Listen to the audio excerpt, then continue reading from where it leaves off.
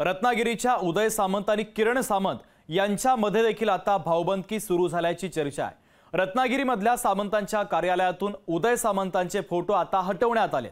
आता हे कार्यालय किरण सामंतांचं जनसंपर्क कार्यालय म्हणून ओळखलं जाणार आहे असं जरी सांगितलं जात असलं तरी उदय सामंतांनी मात्र हे आरोप फेटाळून लावले आहेत। पाहूयात।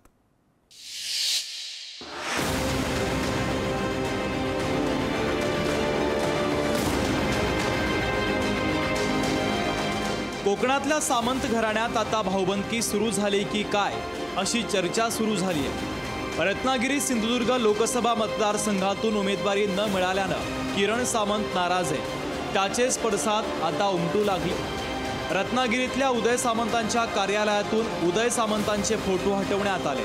पुढच्या काळात हे कार्यालय आता किरण सामंत यांचं जनसंपर्क कार्यालय म्हणून ओळखलं जाणार असल्यानं किरण सामंतांचे समर्थक खासगीत सांगू लागले आहेत। उदय आणि किरण सामंतांमध्ये भाऊबंदकी सुरू झाल्याची चर्चा या निमित्तानं सुरू झाली आहे। उदय सामंतांनी मात्र या सगळ्या चर्चा फेटाळून लावल्या। एखाद्या बाबतीमध्ये दोन भावांमध्ये फूट पडली, दोन भावांमध्ये मला असं वाटतं की ही बातमी होऊ शकत नाही। जर धुसफूस असेल किंवा नसेल आम्ही बसून सोडू ना।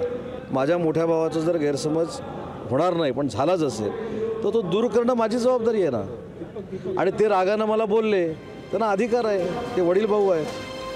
कार्यालयावरील बॅनर हटवून मोठ्या भावाचा फोटो लावला तर त्यात गैर काय असा सवालही उदय सामंतांनी केला। हे बॅनर प्रकरण म्हणजे कार्यकर्त्यांची नाराजी असल्याची सारवासारव देखील सामंतांनी केली आहे। मला असं वाटतं की माझ्या मोठ्या भावाच्या कार्यालयामध्ये माझा फोटो काढून मोठ्या भावाचा लावला, मला दुःख असण्याचं काही कारणच नाही आणि कोणाला असू नये। महाराष्ट्राच्या राजकारणात अनेक घराण्यांमध्ये भाऊबंदकी पाहायला मिळाली। सक्के भाऊ पक्के वैरी होताना महाराष्ट्रानं पाहिलं। ही भाऊबंदकी आता सामंत घराण्यात देखील पाहायला मिळते की काय अशी शंका व्यक्त केली जाऊ लागली आहे। रत्नागिरीहून निसार शेखसह सतेज औंधकर, लोकशाही मराठी, कोल्हापूर।